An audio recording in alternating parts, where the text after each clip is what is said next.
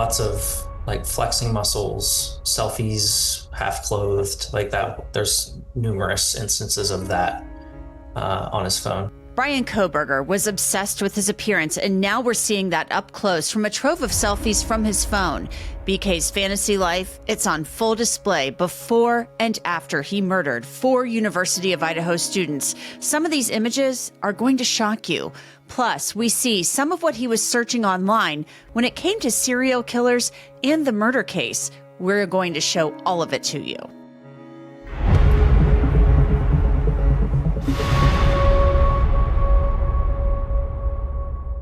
Welcome to Crime Fix. I'm Angenette Levy.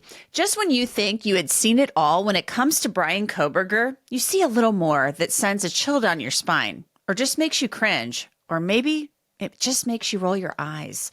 A few weeks ago, we talked to 2 digital forensics experts from Celebrate who analyzed Bryan Kohberger's cell phone and computer. Kohberger deleted much of what was on there, wiping his devices and using incognito mode and VPNs to hide his online activity. But he didn't delete the dozens and dozens of selfies that he took of himself, and those tell a story of a man who was living in his own fantasy world, living in his own mind. He was obsessed with himself and his appearance. I'm going to show all of it to you. Every one of these photos we obtained, it's important that you see what we're dealing with here. This is a person who has admitted to murdering 4 young people that he had no association with at all. He admitted to it in open court. He admitted that he broke into that house on King Road intending to commit the crime of murder, and he did it, and he celebrated himself for it afterward. Kohberger was not only obsessed with himself and his body and his image, but he also was obsessed with serial killers. That is very clear, and he likely would have killed again. I believe that in my heart of hearts. He may have had a cooling off period, but I believe that he liked the way that killing made him feel. For the first time in his life, he likely felt powerful. Kohberger is now serving 4 life sentences for the heinous, brutal murders of Maddie Mogen, Kaylee Gonsalves, Xana Kernodle, and Ethan Chapin. That photo was posted to Instagram less than 12 hours before their lives were stolen. So let's start with a look at what the FBI and Celebrate found on Kohberger's phone before the murders in 2022. This first selfie is from June 25th of 2022. Kohberger is not smiling, but looking directly at the camera. This would have been right as he was arriving in Washington from Pennsylvania. From the looks of it, he's outside and near people. Knowing what we know about him now, it comes as a little bit of a shock that he's taking photos of himself in public. It sounded like he was a bit of an introvert. Then we see his first car selfie. It's the middle of the summer, and Kohberger is probably taking advantage of his break from school and enjoying the beautiful weather in Washington. So the next day, he's out by the water and appearing to be a little more comfortable in front of the camera. On June 30th, he's all dressed up and he takes a few photos before getting a bite to eat at a restaurant. Kohberger doesn't take his next selfie until about a week later, and by the looks of it, he's in his apartment bathroom.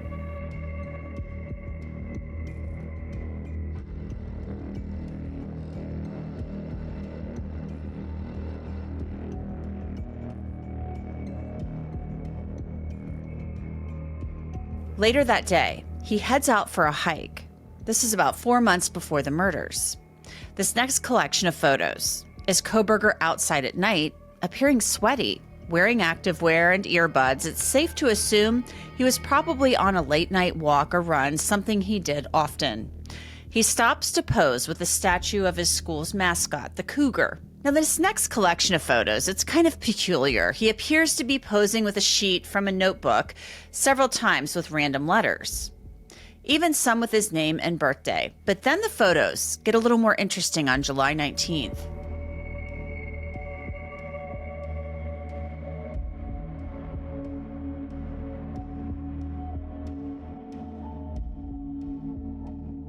cover a lot of pretty scary stories here on Crime Fix, and if it's taught me anything, it's that privacy and personal safety absolutely cannot be compromised, especially when it comes to your personal info online. You would be absolutely shocked at how much of your data, like your name, phone number, and even home address, is just floating around the internet for data brokers to find and sell.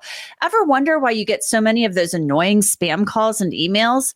That's why our sponsor, Incogni, is a crucial tool that helps you take back control by automatically identifying which data brokers have your info and then demanding that they remove it.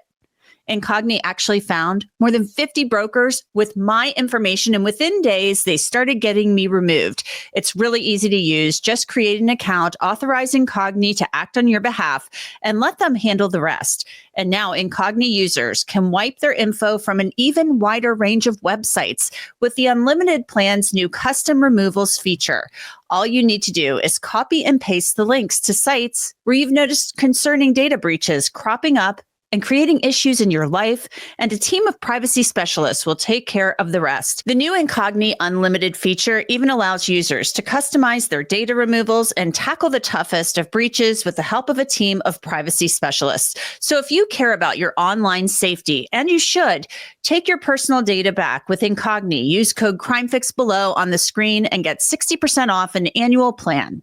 Kohberger goes to a baseball game. He's taking more selfies in public. For an awkward guy, he seems to be really trying to put himself out there and participate in social events. The move west was likely Kohberger's chance to remake himself and try to fit in, the start of his new life as he tries to become Professor Kohberger. Or was it all a facade? In August, Kohberger took a few trips before school gets back into session. Kohberger's confidence appears to radiate on top of a mountain, and he has a little photo shoot.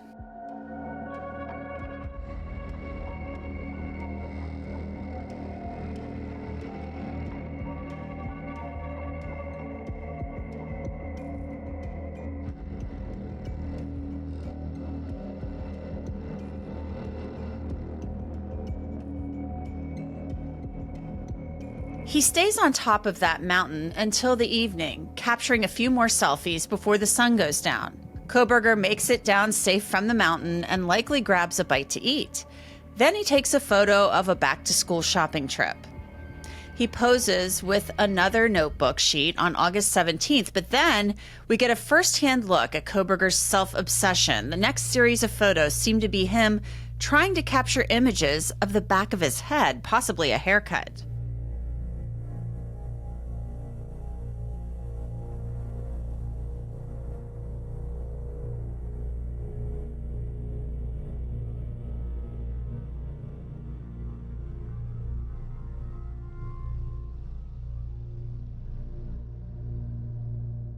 Here's another nighttime selfie. Kohberger takes 2 photos of his fist through the mirror in his bathroom. And honestly, it comes as a surprise to see the streaks on his mirror, given how much of a clean freak he is supposed to be. On October 23rd, Kohberger took 2 photos in his bathroom at his apartment in Pullman, Washington, right in front of the shower. Notice there is a shower curtain there. In one, he's staring straight ahead. Another is taken from a different angle. 5 days before the murders, Kohberger may have gotten a haircut. He takes a few photos of the back of his head. Then the photos, of course, jump ahead to November 13th, the day that changed everything in so many ways for so many people. We all know the infamous thumbs up selfie. We've seen it before, but this is a much clearer image than the one that we had previously seen. This was taken just before 10:30 that morning, after he returned from a second trip to Moscow. Note the Band-Aid on his left ring finger. Could this have been from an injury that he suffered during the homicides? Only he knows. But also look at his hands and knuckles. They appear to be red and white at the tips from apparent scrubbing. He's been described as a germaphobe, but was he actually trying to scrub away the evidence of what he had done? The rest of these photos were all taken in the weeks after the homicides. Some of these photos are candid, where Kohberger isn't even looking at the camera or appearing camera ready.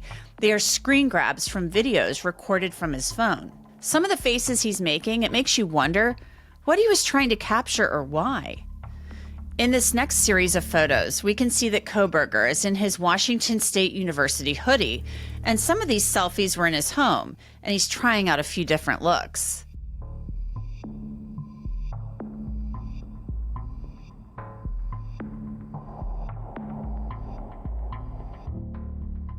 Now, most of the photos seem to be inside of his home, but he did venture out to other locations like his car.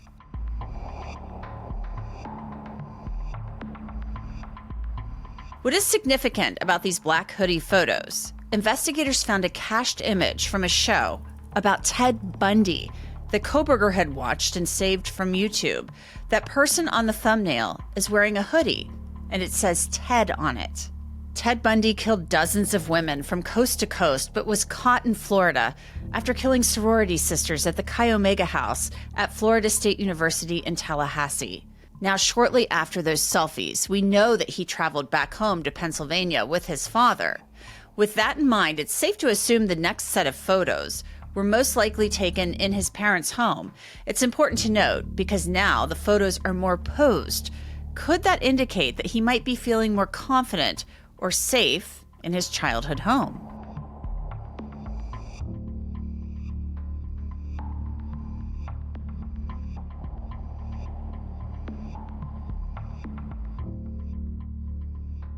Because the first shirtless selfie after the murders was just on December 20th, 3 days later, he takes a few more in his kitchen.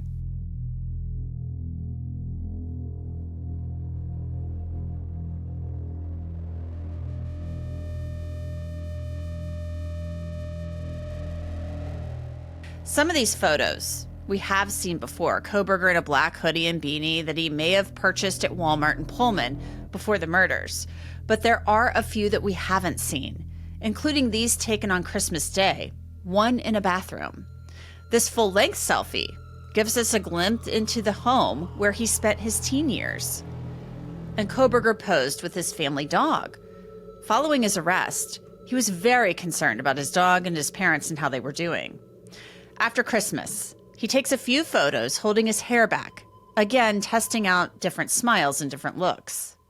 We didn't know it before, but this was the last selfie that Kohberger took before he was arrested. He may have had no idea what was coming the following day, but we know that he was definitely getting paranoid. I'll have more on that later.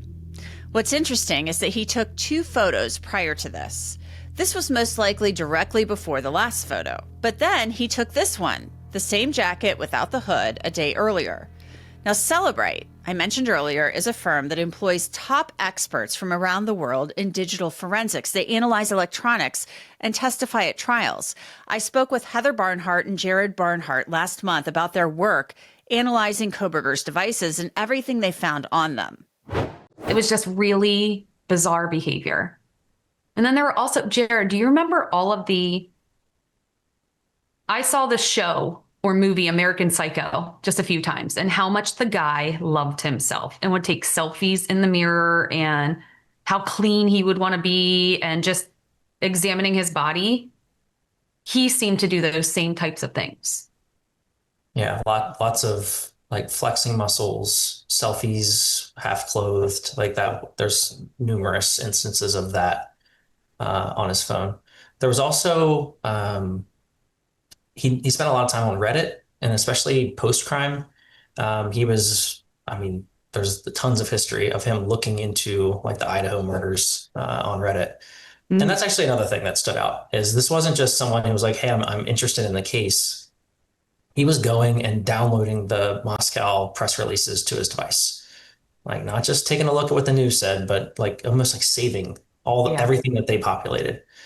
There was a Reddit post that it appears that he made based on his emails, where he was looking for ex-cons to participate in some study, and people were like emailing him. And ultimately you see Reddit suspends him, which I think was, at time of arrest and notification to the world. But there was also a really interesting sort of pattern of things where he read something on the news that said, police still looking for Hyundai Elantra, white in color, this year to this year, make and model. Within minutes, he searches for a car detailing place and then starts to shop for used cars. So it Mm. was almost like I realized that they know my car. I have to get rid of it and get something different.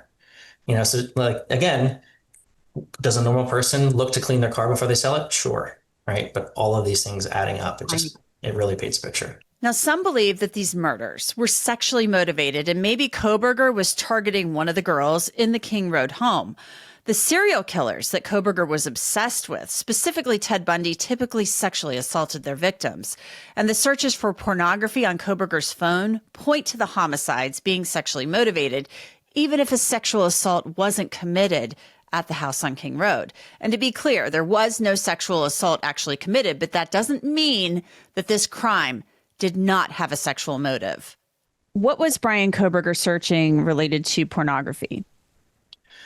Yeah, so to not be too graphic with it, the consistent nature of the searches were non-consensual sex acts, which, I don't know what normal would be, but it stood out to me from I've done investigations for years and tons of mobile device extraction analysis. And seeing pornography is not weird. Seeing what someone is interested in is not weird. But the fact that this person had non-consensual, specifically only that, not one other thing that was a consensual sex act. They were all like aggressive or drugged, Or sleeping. voyeurism. It was all consistently non-consensual things. And was this before, after the homicides, or both? Um, it was, I'm not sure. It's autofill, so I don't know that we actually even have a date with it. Mm-hmm. Yeah, And so that's another thing. When you're clearing your history, there's so many things that when you clear your history, you may not think about. Autofill is typically something you enter and the browser wants to please you. So if it knows that you go to a specific site every day, it's like, oh, you're going to this news channel. As you start typing A, if you're going to ABC, it knows I'm going to save this for you. And those words were saved in the autofill for Chrome. The Barnharts were hoping that they might be able to find a connection between Kohberger and the victims to answer the why behind this, even if it wouldn't make any sense. The investigators have said there was no connection. They found no connection between Bryan Kohberger and Maddie, Kaylee, Xana, and Ethan. I've been to the house many times on King Road, and you can see straight into Maddie's bedroom from that upper parking lot of the apartment building next door. Is that what you found? Zero connection, not one search of Maddie, not one search of Kaylee or Xana. Not before, but again, he cleared a lot of his history. So if he was searching for it, we weren't able to find that on the devices. And that's one of the things we initially looked for right away. Any ties to the victims.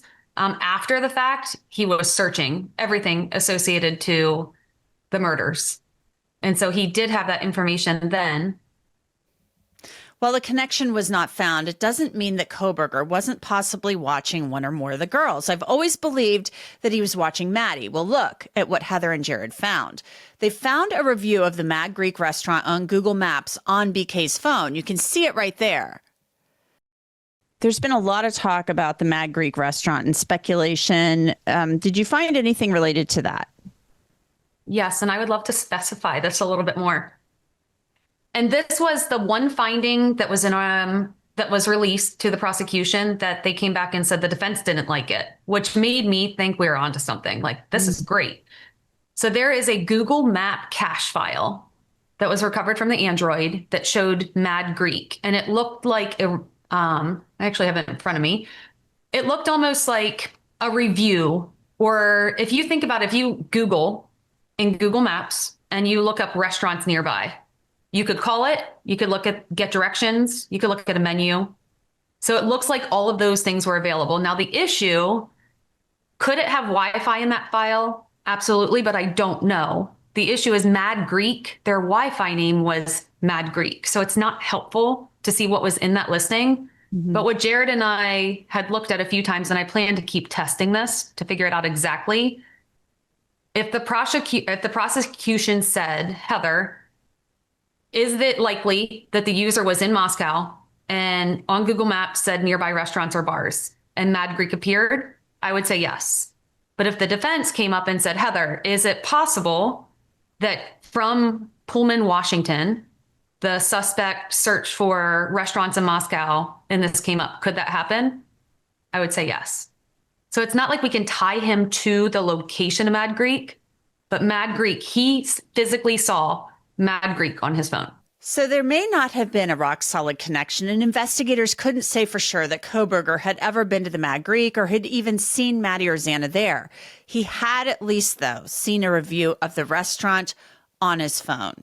Now let's get to Kohberger's obsession with serial killers. On Christmas night, Kohberger was searching for serial killers, and this went on into the early morning hours of December 26th, minute by minute. Those included Ted Bundy and Danny Rawlings, the Gainesville Ripper. Both of them murdered college co-eds. Some were for specific serial killers, including Joseph Collinger, Cleophas Prince, Pee Wee Gaskins, Ed Kemper, and Dennis Rader. That's BTK. And Kohberger was also watching material on YouTube related to Ted Bundy and Jeffrey Dahmer, but Bundy certainly appeared to have been his favorite. You can see here several cached images from YouTube showing that Kohberger had watched and saved shows featuring the movie American Psycho, Ted Bundy, Jeffrey Dahmer, Ed Kemper, and more. He also followed shows that discussed the Moscow murders investigation, and he watched the Moscow Police Department's video updates on the investigation. Now, this is just a small sampling of what Kohberger was watching online when it came to the case. On December 29th, Bryan Kohberger was getting worried. He was searching things like paranoid psychopath, wiretapping, and serial killers. And he was also looking at the description of his car on the Moscow Police Department website and then looking for car detailing places and used car lots. Hours later, Pennsylvania State Police busted through the door of his parents' home in Albrightsville and took him into custody wearing his black hoodie that he'd played dress up in so many times before. It was the beginning of the end of Bryan Kohberger's fantasy world. This is now the only photo that Bryan Kohberger will ever have taken again. It's a mugshot, a booking photo from Idaho's maximum security institution. It is not a selfie. There he is only known as inmate 163214. And that's it for this episode of Crime Fix. I'm Angenette Levy. Thanks so much for being with me. I'll see you back here next time.